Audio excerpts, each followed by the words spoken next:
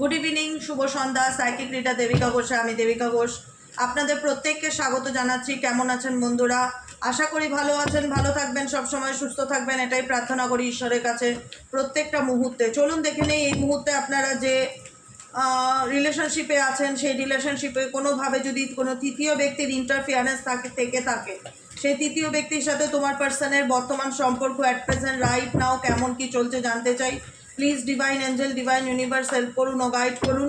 Third পার্টির সাথে তোমার পার্টনারের বর্তমান সম্পর্ক, থার্ড পার্টির সাথে তৃতীয় ব্যক্তির সাথে তোমার পার্টনারের কারেন্ট রিলেশনশিপের স্ট্যাটাস কি? Please divine angel, divine universe please help করুন ও গাইড করুন।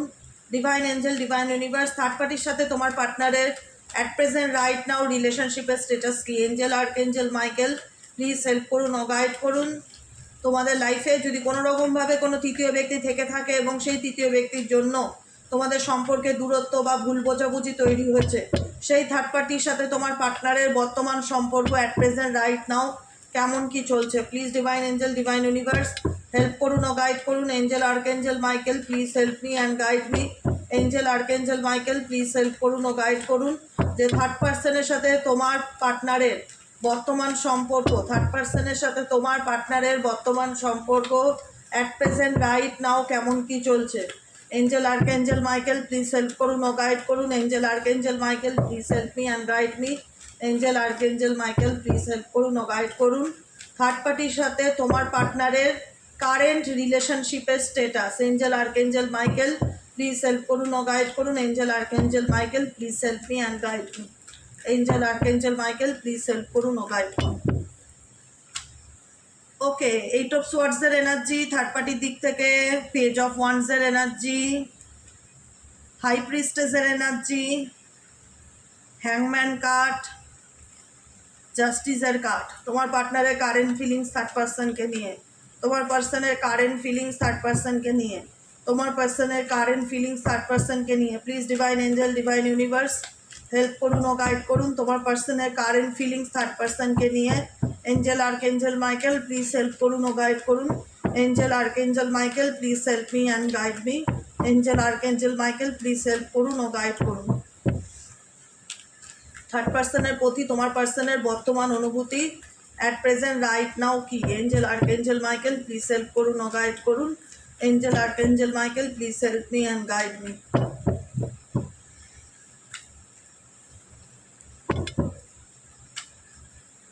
Ace of Swords, Knight of Swords, 8 of Wands, 5 of Swords, oh my god, 7 of Swords, সোয়ার্ডসের energy অনেক বেশি। দেখো, তোমার পার্সনের সাথে থার্ড পার্টির কারেন্ট রিলেশনশিপের স্টেটাস কি? থার্ড পার্টি কী চাইছে? থার্ড পার্টি কি এই সম্পর্ক থেকে বেরোতে চাইছে? থার্ড পার্টি ওয়েট করছে, থার্ড পার্টি কম্প্রোমাইজ করছে, থার্ড পার্টি ব্যালেন্স করে চলার চেষ্টা করছে, থার্ড পার্টি ইমোশনালি তোমার পার্সনের প্রতি অনেক বেশি অ্যাটাচ দেখতে পাচ্ছি। 8 অফ সোয়ার্ডসের এনার্জি, যেখানে দাঁড়িয়ে থার্ড পার্সন বুঝতে পারছে না বা বুঝতে চাইছে না, সে এই সিচুয়েশন থেকে কোনো মতেই বেরোতে চাইছে না, ঠিক আছে? তোমার পার্সনের বিহেভিয়ার তাকে ভীষণ রকমভাবে একটা নেগেটিভ ভাইব্রেশন সেন্ড করছে তোমার পার্সনের বিহেভিয়ার, কারণ তোমার পার্সনের কারেন্ট ফিলিংস থার্ড পার্সনকে কোথাও না কোথাও এমন একটা পরিস্থিতির মধ্যে আটকে রেখেছে যেখানে থার্ড পার্টি মনে করছে যে তোমার পার্সন তার কাছ থেকে অনেক কিছু লুকায় বা তার কাছে অনেক কিছু আড়াল করে।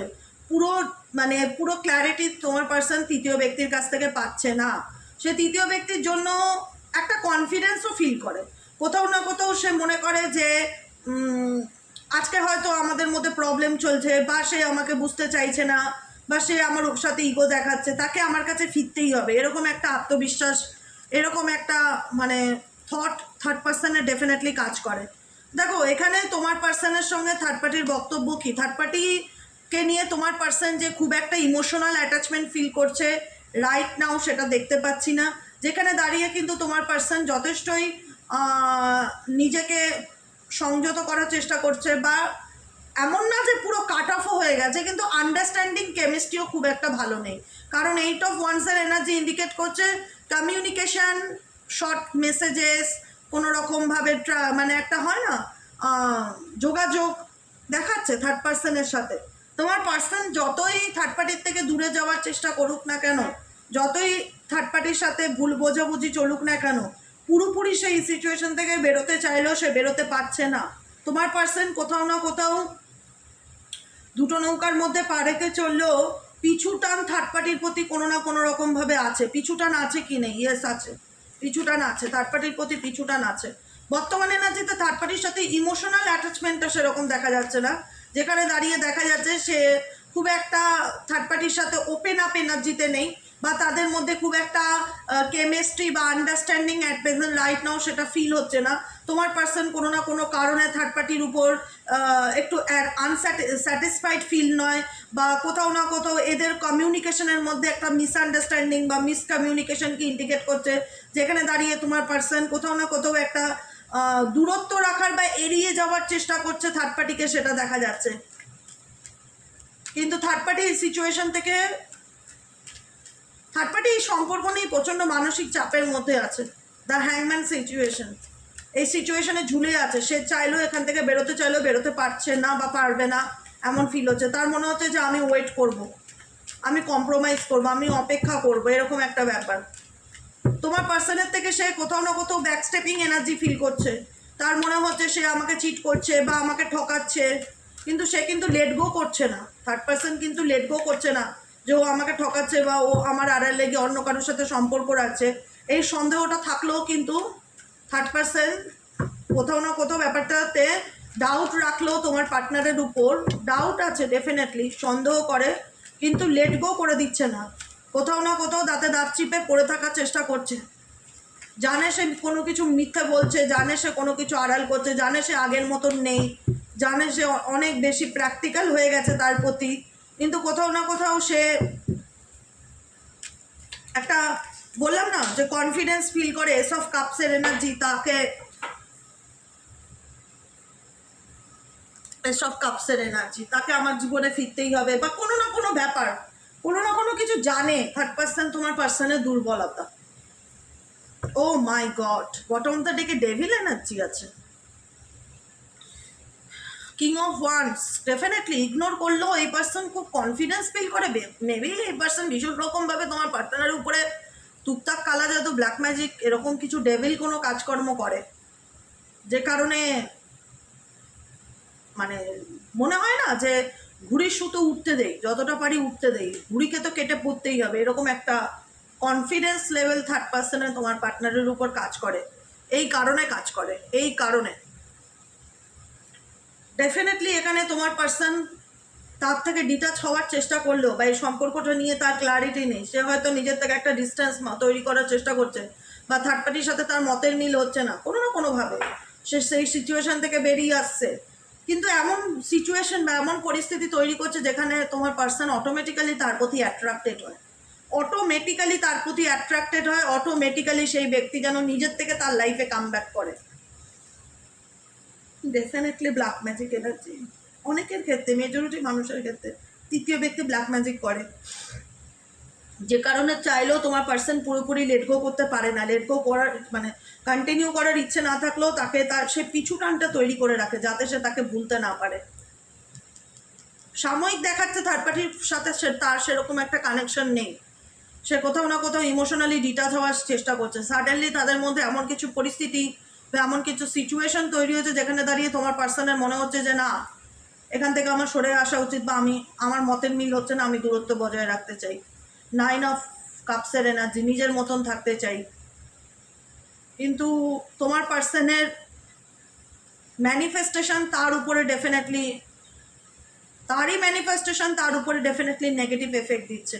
আজকে সে হয়তো সব কিছু ব্যালেন্স করে বা ম্যানিফেস্ট করা হচ্ছে আমি সব দিক একসাথে হ্যান্ডেল করতে পারবো, কিন্তু এই রিলেশনশিপে না চাইতেও তাকে থাকতে হবে, এরকম একটা সিচুয়েশন, বা না চাইতে হলেও তাকে তার জীবনে থার্ড পার্সনের জীবনে তাকে ফিরতে হবে। যে কারণে third person cool and calm patience রাখছে।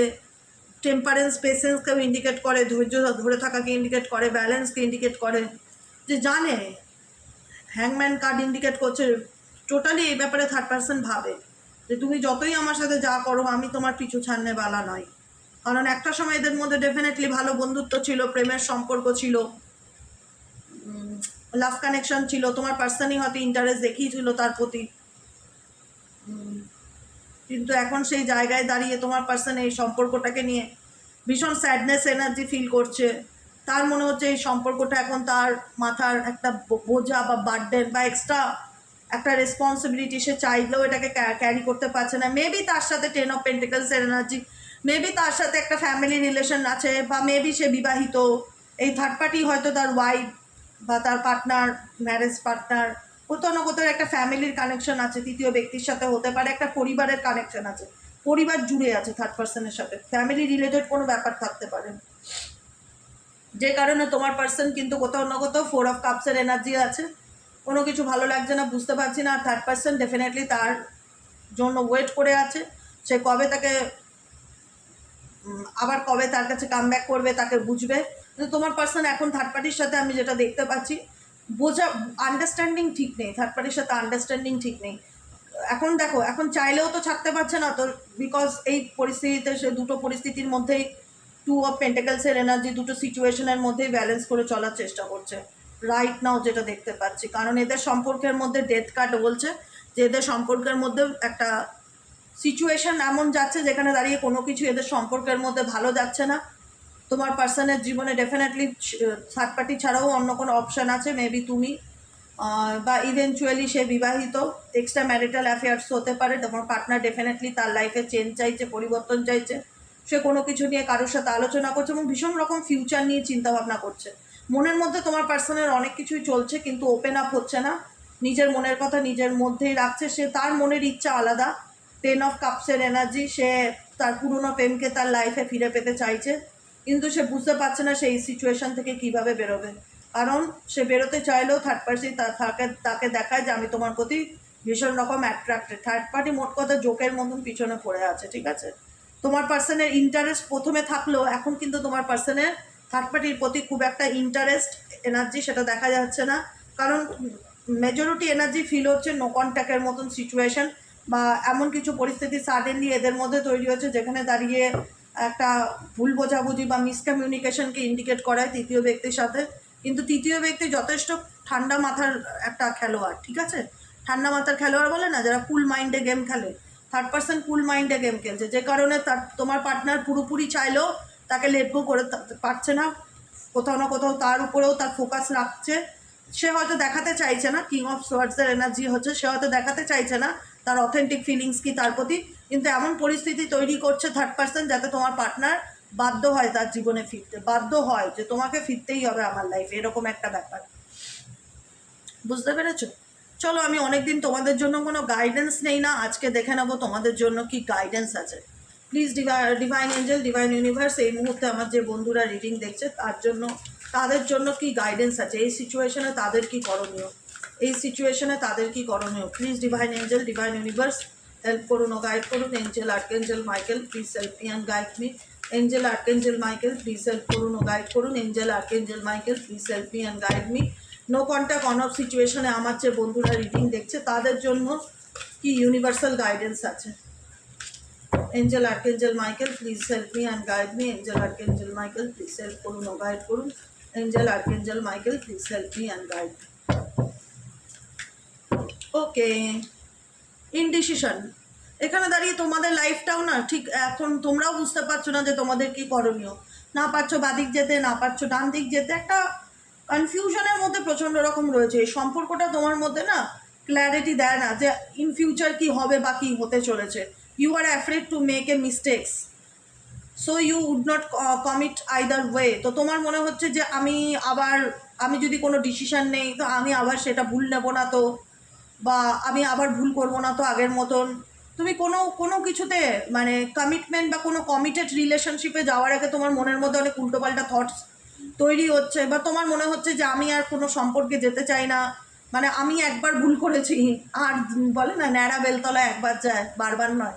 তো তোমার মনে হচ্ছে আমি একবার ভুল করেছি, আমি আর বারবার কোনো ভুল করতে চাই না, বা আমার একটা ভুলের কারণে আজকে আমি অনেক সাফার করছি, আজকে আমি আমার লাইফে বুঝে উঠতে পারি না আমার জীবনে কি করণীয়। মানে তুমি কোনো ডিসিশন নিতে ভীষণ রকম মানে একটা ইনসিকিউরিটি বা ফিয়ার ফিল করছো, স্পেসিফিক ফর লাভ রিলেশনশিপে। You are afraid to make a mistake, তোমার মনে হচ্ছে যে আমি আবার কোনো ভুল করবো না তো। পাস্ট ট্রমা, কারণ তোমার জীবনে অনেক কষ্ট আছে, তোমার লাইফে তোমার পাস্ট একদম ভালো নয়, তোমার অতীত তোমাকে ভীষণ রকম তোমাকে কষ্ট দিয়েছে। You need to take time, universe বলছে তুমি তোমার জন্য সময় বার করো। You need to take time for yourself and heal your past trauma before moving on. কারণ তোমাদের জীবনে মনে হচ্ছে যে অনেকের ক্ষেত্রে এটা ফিল হচ্ছে যে আমি ভুল করেছি, আমি মানুষকে বিশ্বাস করে ভুল করেছি, বা আমি সম্পর্কে গিয়ে ভুল করেছি, বা কোথাও না কোথাও আমার একটা মিস্টেক্স হয়েছে, যে মিস্টেক্সটা আমাকে সামনে এগোতে দিচ্ছে না, বা আমাকে মুভ অন করতে দিচ্ছে না, বা আমাকে এমন একটা পরিস্থিতির মধ্যে আটকে রেখেছে যেটা থেকে চাইলেও আমি বেরোতে পারছি না, বা লেট গো করতে পারছি না, আমি আমার অতীতকে ভুলতে পারছি না। মানে অতীতের কষ্টটা তোমার জীবনের একটা অ্যাক্সিডেন্টের মতন, যেটা তোমার স্মরণীয় হয়ে থাকবে।